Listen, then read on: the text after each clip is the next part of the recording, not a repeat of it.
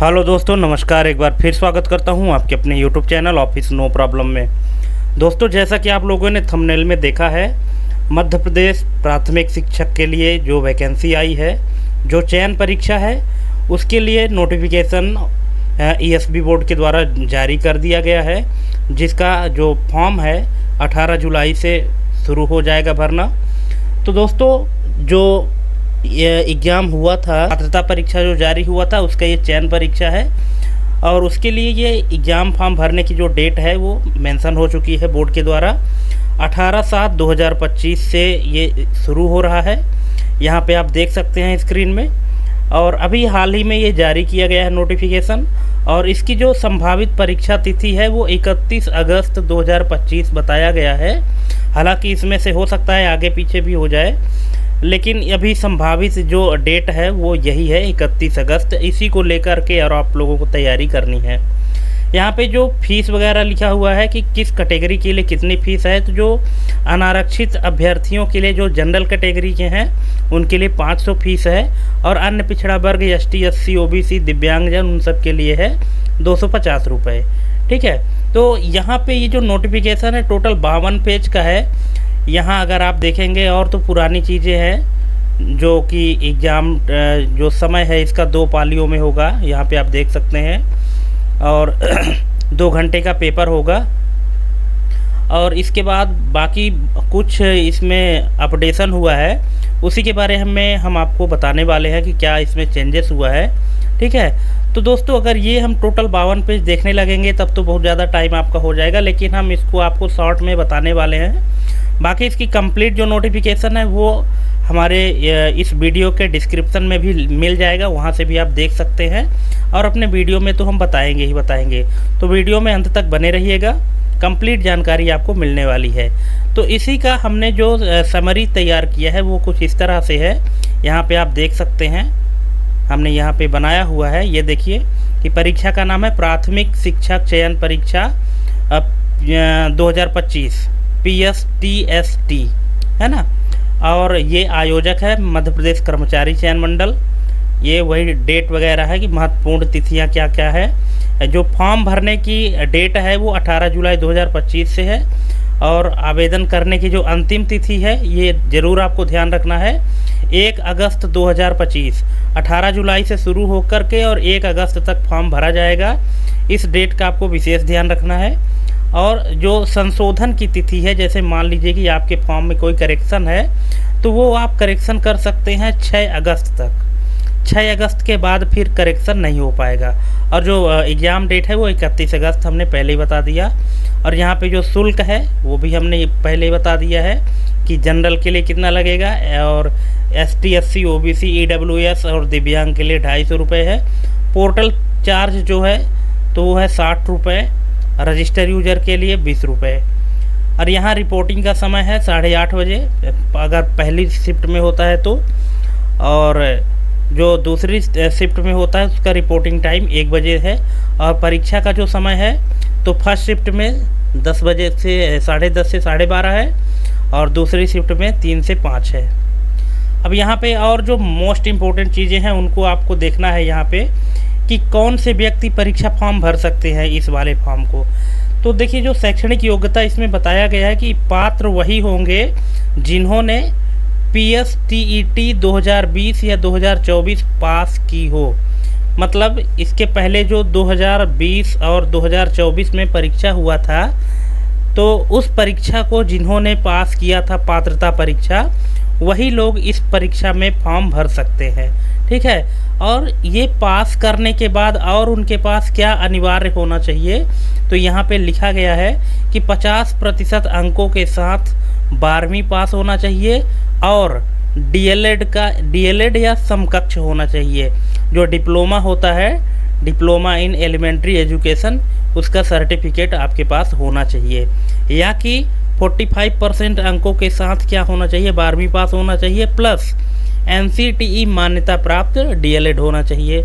या कि और क्या होना चाहिए, 50% अंकों के साथ 12वीं प्लस BLED। एक DLED होता है जो कि 2 साल का होता है, और एक है BLED, है ना, जो 4 वर्ष का होता है। और चौथी चीज़ इसमें क्या बताया गया, ग्रेजुएशन प्लस 2 ईयर्स डीएलएड होना चाहिए। अगर आपने ग्रेजुएशन किया है तो भी डीएलएड तो दोस्तों हर उसमें कंपलसरी किया हुआ है, ठीक है। तो इन चारों में से अगर कोई भी एक आपके पास है और आपने 2020 या 2024 की जो पात्रता परीक्षा हुई थी अगर आपने पास किया है तो फिर आप ये फॉर्म भर सकते हैं, ठीक है। आरक्षित वर्गों को 5% की छूट यहाँ पे दी गई है ना। जो रिजर्वेशन कैटेगरी वाले हैं उनको 5% की छूट दी गई है इस परसेंट में से, ठीक। चलिए अब आगे जान लेते हैं कि जो आयु सीमा है वो क्या होनी चाहिए।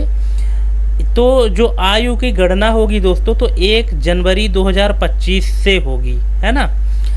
मतलब जो जनरल कैटेगरी के हैं, पुरुष वर्ग हैं, तो उनकी जो न्यूनतम आयु है 21 वर्ष कंप्लीट होनी चाहिए कम से कम, और अधिकतम 40 वर्ष। ये 1/1/2025 के डेट के अनुसार यहाँ पे काउंटिंग की जाएगी। वहीं पे महिला जनरल का जो है तो 21 से 45 वर्ष है, मतलब 5 वर्ष की यहाँ पे इनको छूट दिया गया है। पुरुष में 40 वर्ष है अधिकतम और महिला में 45 वर्ष है। और आरक्षित वर्ग और दिव्यांग के लिए है 21 से 45, ठीक है। अतिथि शिक्षक है तो 54 वर्ष तक यहाँ पे मान्य किया गया है। जो पहले अतिथि शिक्षक कहीं ना कहीं कार्य करते थे तो उनके लिए यहाँ पे 54 वर्ष कर दिया गया है। अब यहाँ पे पद और वेतन क्या है, तो पद का नाम तो आपको पता ही है सबको, प्राथमिक शिक्षक है। और वेतनमान 25,300 है प्लस महंगाई भत्ता, प्रोबेशन पर नियमानुसार वेतन, ठीक है। यहाँ पे आप देख लीजिए कि 25,300 रुपये वेतन है और प्लस महंगाई भत्ता भी है। अब देखिए चयन प्रक्रिया क्या होगी। यहाँ पे है मेरिट आधारित चयन, मतलब जो आप स्कोर पाएंगे उसके आधार पर चयन होगा। इसके बाद फिर डॉक्यूमेंट वेरिफिकेशन के बाद अंतिम चयन, और मेरिट में समान अंक होने पर वरीयता। अगर मान लीजिए कि मेरिट में 2 लोग कोई समान नंबर पाते हैं तो फिर उनकी वरीयता किस हिसाब से की जाएगी, योग्यता अंक और उम्र, ठीक है। योग्यता अंक और उम्र, जो ज़्यादा एजेड होंगे उनको फिर वहाँ पे वरीयता दी जाएगी। अब देखिए पास होने के लिए ये जो पात्रता परीक्षा हो रही है तो इसमें पास होने के लिए कितना नंबर चाहिए, तो जो जनरल कैटेगरी के हैं उनको कम से कम 50% चाहिए, और जो ST SC OBC EWS और दिव्यांग हैं उनको कम से कम 40% नंबर लाना पड़ेगा। 100 नंबर का पेपर होगा तो 100 में से 40 नंबर कम से कम लाना पड़ेगा पासिंग के लिए, क्वालिफाई होने के लिए। मेरिट में आना दोस्तों अलग बात है और पास होना अलग बात है। तो पास होने के लिए ST SC OBC EWS और दिव्यांग के लिए 40% है और जनरल कैटेगरी के लिए 50% है। अब देखिए दिव्यांगजन के लिए कुछ आरक्षण भी है। कुल 6% पद आरक्षित है दिव्यांग के लिए, और 1.5% प्रत्येक श्रेणी हेतु है, जैसे दृष्टिहीन है, श्रवण बाधित है, गतिशीलता बाधित है। इस प्रकार के जो दिव्यांग है उनके लिए 6% यहाँ पे दिया गया है। और न्यूनतम 40% स्थायी दिव्यांगता अनिवार्य। जो दिव्यांग होंगे तो कम से कम 40% की दिव्यांगता उनमें होनी चाहिए, जो सर्टिफिकेट लिए रहेंगे। अगर 40% से कम दिव्यांग है तो फिर उनको इस श्रेणी में नहीं रखा जाएगा। अब आरक्षण का कुछ यहाँ पे नियम भी दिया गया है कि महिला के लिए 50%, भूतपूर्व सैनिक अगर है उनके लिए 10% आरक्षित है। अतिथि शिक्षक के लिए 50% है, 3 वर्ष की शैक्षणिक योग्यता, ठीक है। 3 शैक्षणिक वर्ष प्लस 200 दिन अनुभव आवश्यक है। अतिथि शिक्षक जो हैं वो इस चीज़ का विशेष ध्यान रखेंगे कि जो 50% अतिथि शिक्षक को रिजर्वेशन मिल रहा है तो उनमें क्या क्या होना चाहिए, 3 शैक्षणिक वर्ष प्लस 200 दिन का अनुभव। और फिर विशेष शिक्षक जो स्पेशल एजुकेटर होते हैं उनके लिए RCI से मान्यता प्राप्त 2 वर्षीय DLED स्पेशल एजुकेशन वालों को 5% बोनस अंक, ठीक है। जो RCI से मान्यता प्राप्त DLED किए होंगे, रिहेबिलिटेशन काउंसिल ऑफ इंडिया से स्पेशल एजुकेशन किए होंगे, स्पेशल BEd या स्पेशल DLED किए हैं, तो उनके लिए 5% बोनस अंक भी मिलेगा, ठीक है। अब यहाँ पे और कुछ महत्वपूर्ण निर्देश क्या है, यहाँ पे आपको देखना है कि आधार पंजीयन अनिवार्य है। ये तो आपको ध्यान में रखना ही है, क्योंकि अगर आपका आधार पंजीयन नहीं हुआ है तो फिर नहीं हो पाएगा। फ़ोटो युक्त पहचान पत्र साथ लाना है, सबको पता है। परीक्षा के दौरान इलेक्ट्रॉनिक डिवाइस प्रतिबंधित है, ये भी पता है आपको। ज्वाइनिंग के समय मेडिकल फिटनेस प्रमाण पत्र जरूरी है, इस चीज़ का विशेष ध्यान रखिएगा। हमने बताया था आपको कि कुछ नियम में बदलाव हुआ है, और ये देख लीजिए कि जब आप ज्वाइनिंग के समय जाएंगे उस समय आपके पास मेडिकल का फिटनेस सर्टिफिकेट होना बहुत ज़रूरी है। अगर ये नहीं रहेगा तो फिर आप बाहर हो सकते हैं, ठीक है। तो मेडिकल फिटनेस सर्टिफिकेट जो है तो आपके पास होना ज़रूरी है। इसके बाद फिर यहाँ पे है PSTST 2025 का जो सिलेबस है वो क्या है। अब सिलेबस के बारे में तो यहाँ पे कुल प्रश्न 100 और कुल अंक 100, समय 2 घंटे, और ऑब्जेक्टिव टाइप के क्वेश्चन रहेंगे। ऋणात्मक अंकन नहीं, मतलब कोई भी नेगेटिव मार्किंग नहीं है, ठीक है। बाकी इसका जो सिलेबस है तो वो हम आपको डिटेल में दिखाते हैं। अभी यहाँ पे कुछ रिक्तियाँ जान लेते हैं, जो जैसे हमने वहाँ पे आपको बताया ना कि 13,089 तो हैं, लेकिन किस में हैं। तो यहाँ पे आप देख सकते हैं कि जो DPI में स्कूल शिक्षा विभाग में है वो 10,150 है, और जनजाति विभाग में 2,939 है, और ये टोटल मिला करके हो रहे हैं 13,089 स्कूल प्लस जनजाति विभाग में, ठीक है। यहाँ पे जो खाली है ना कुल पद जो हैं, तो इनकी संख्या में परिवर्तन भी संभव है ना, मतलब संख्या बढ़ भी सकती है और घट भी सकती है। इसलिए अभी ये टेंटेटिव इतना दिखाया गया है कि 13,089 है, दोनों को मिला करके, DPI और जनजाति को, ठीक है। अब चलिए इसका जो सिलेबस है ना, तो सिलेबस के बारे में थोड़ी सी जानकारी ले लेते हैं, क्योंकि जैसा कि आप लोगों ने थंबनेल में देखा है कि इस बार बाल विकास नहीं है। बिल्कुल सही बात है, इस बार बाल विकास को हटा दिया गया है, लेकिन अब उसके स्थान पे नया क्या जोड़ा गया है, और जो सिलेबस दिया गया है वो किस तरह का सिलेबस है। थोड़ा सा आप सिलेबस हम आपको दिखाते हैं, और फिर इसकी कंप्लीट तैयारी करने के लिए आप हमारे चैनल को सब्सक्राइब करके रखें, क्योंकि हम हर टॉपिक पर आपको वीडियो लाकर देते रहेंगे। तो चलिए यहाँ पे हम आपको दिखा देते हैं सिलेबस क्या क्या होगा। ये देखिए, प्राथमिक शिक्षक चयन परीक्षा के लिए जो योजना एवं पाठ्यक्रम है। अब यहाँ पे सब्जेक्ट देख लीजिए कि हिंदी है, अंग्रेजी है, गणित है, विज्ञान है और सामाजिक विज्ञान है। हिंदी से 15 नंबर के प्रश्न आएंगे, अंग्रेजी से 15 नंबर, गणित से 20 नंबर, विज्ञान से 30 नंबर और सामाजिक विज्ञान से 20 नंबर। मतलब सबसे ज़्यादा जो नंबर प्रश्न आएंगे तो विज्ञान से आएंगे, 30 नंबर के आएंगे, बाकी में 15 और 20 के बीच में रहेंगे, ठीक है। इस तरह से टोटल यहाँ पे 100 नंबर का पेपर आएगा, ठीक है। अब यहाँ पे आप देख सकते हैं हिंदी का जो सिलेबस है इसको एक्सप्लोर किया गया है कि हिंदी के अंतर्गत क्या क्या पूछेगा आपसे, ठीक है। तो यहाँ पे सम्मिलित पाठ्यक्रम में प्रश्नों के माध्यम से अंतर्निहित अवधारणाओं संकल्पनाओं की कक्षा 12 स्तर की गहन समझ का आकलन किया जाएगा।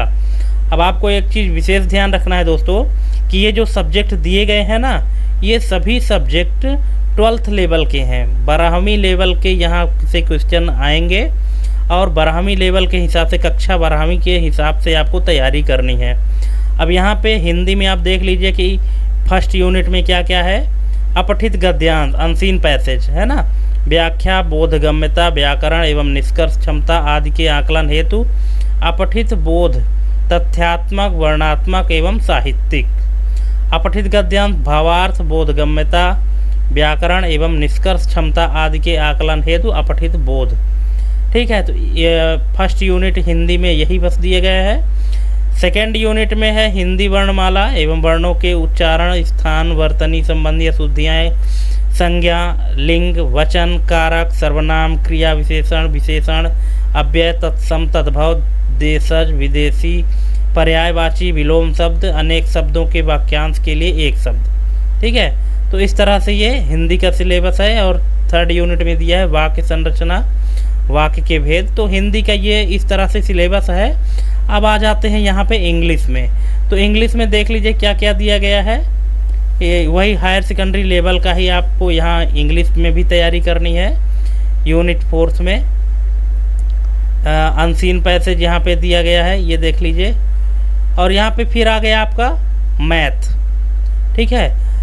गणित में देख लीजिए कि बहुत ही लंबा चौड़ा सिलेबस दिया गया है। हम ये नोटिफिकेशन जो है तो अपने इस वीडियो के डिस्क्रिप्शन में डाल देंगे, तो वहाँ से आप देख सकते हैं। बाकी दोस्तों, आपको जो तैयारी है ना, वो ब्राह्मी लेवल के हिसाब से जब आप करेंगे तब आपको इसमें सफलता मिल पाएगी। अदरवाइज सिलेबस तो बहुत ही खतरनाक दिया गया है, इसलिए आपको एकदम तन्मयता के साथ आपको यहाँ पे तैयारी करने की ज़रूरत है। पोस्ट भले ही ज़्यादा है, लेकिन जो सिलेबस है वो बहुत ही इसको मॉडिफाई करके और बहुत ही ख़तरनाक बना दिया गया है। आप देख सकते हैं यहाँ पे जो सिलेबस है तो कितना इसको एक्सप्लोर कर दिया गया है। ठीक है, तो वीडियो में आप अंत तक बने रहें और देखिए कि हमने यहाँ पे आपको क्या क्या बताया है। अगर आपकी कोई क्वेरी है तो आप हमको कमेंट करके पूछ सकते हैं, और इन सभी टॉपिक पर अगर आपको वीडियो चाहिए तो आप हमको कमेंट करके बता सकते हैं। इन सभी टॉपिक पर मैं सेपरेट वीडियो आपके लिए लेकर आऊँगा। ठीक है दोस्तों, तो आज के लिए बस इतना ही। और आपको डेट याद रखना है, 18 जुलाई से शुरू हो रहा है परीक्षा फॉर्म भरने की डेट 18 जुलाई है और 1 अगस्त तक फॉर्म भरा जाएगा। इस डेट का आपको विशेष ध्यान रखना है। ठीक है, और फॉर्म भरने के बाद फिर आप तैयारी में जुट जाइए। तो चलिए, आज के लिए बस इतना ही, और मिलते हैं अपने अगले वीडियो में। अगर आपको टॉपिक वाइज वीडियो चाहिए तो कमेंट करके और ज़रूर बताइएगा, और ये वीडियो अपने दोस्तों के बीच में ज़रूर शेयर करिएगा। ठीक है दोस्तों, जय हिंद, वंदे मातरम।